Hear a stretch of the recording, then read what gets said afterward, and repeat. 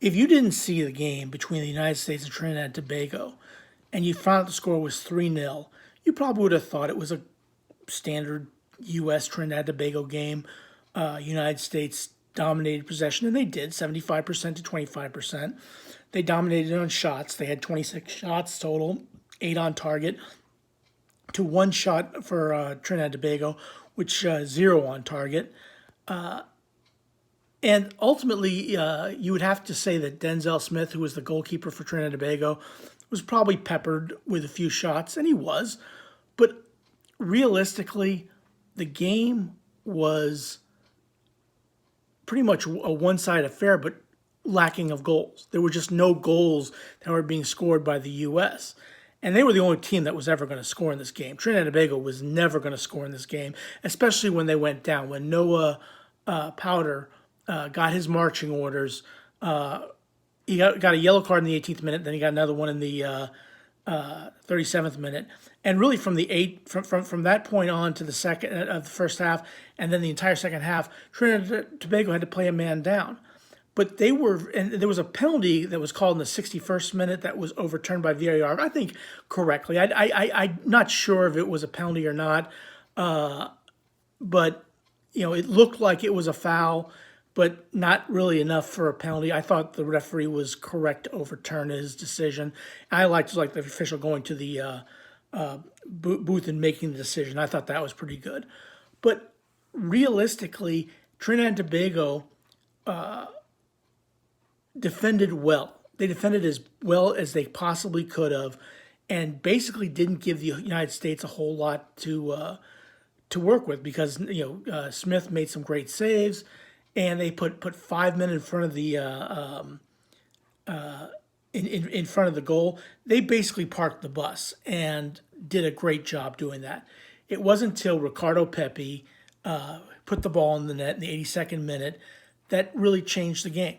Okay, because then Trinidad and Tobago, they had to come out and play a little bit more, and Anthony Robinson scored a beautiful goal outside the box, made it 2-0 in the 86th minute, and then Giovanni Reina made a great dummy of the ball to Balogun, who hit the ball to Reina, put it in the lower right-hand corner of the goal. Fantastic goal, 3-0. Now you go to Port of Spain, Trinidad and Tobago, and you play another game, I think on Monday or Tuesday. And if you win that game, then you go on to the semifinals of the Nations League. For all intents and purposes, I was never worried about the United States even winning this game. Even if it ended in a 0-0 draw, I fully expect the United States to go to Port of Spain and beat Trinidad and Tobago. This is not the same team that beat the United States in 2017. This is a different animal, but nonetheless, they're not going to be able to play the same way they played this way. They're not going to be able to play defensive. They're going to have to come out and attack the United States if they intend to go on. Now, if they want to play back, the United States can play a boring 0-0 game and then go on 3-0. That's certainly doable for the United States. Ultimately, I'd have to say from the U.S., Reina did very well. McKennie did very well. Musa did very well. Cameron Carter-Vickers, I thought, did fantastic as well.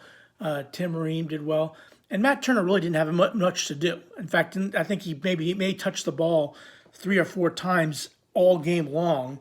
And I think, I can't even think of one save that he had to make at all. I thought Dest did fantastic on the right hand side. Really did a good job of controlling of basically just crossing the ball in, getting the ball, giving the United States whip, especially in the second half. Thought he did real well. Now Balogun was a bit disappointing. Had an opportunity to score, didn't take it, but still. Look, that happens. Not everybody has great games, but again, it was a fantastic win for the U.S. 3-0. You go to Port of Spain. You play Trinidad and Tobago again. You should get a win there, and then once you do that, then you should be able to worry about other friendlies or the World Cup or Copa America, because I think this also deals with Copa America too.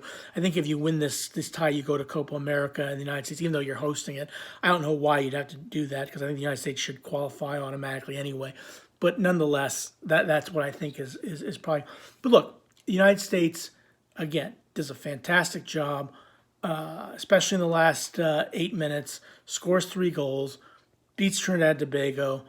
They go on to the next phase. They'll play at Port of Spain.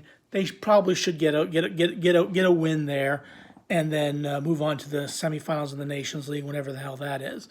But hey, that's my thoughts. That's my 2 cents. Thanks for watching. Please click like, share, and subscribe, and have a good rest of your day.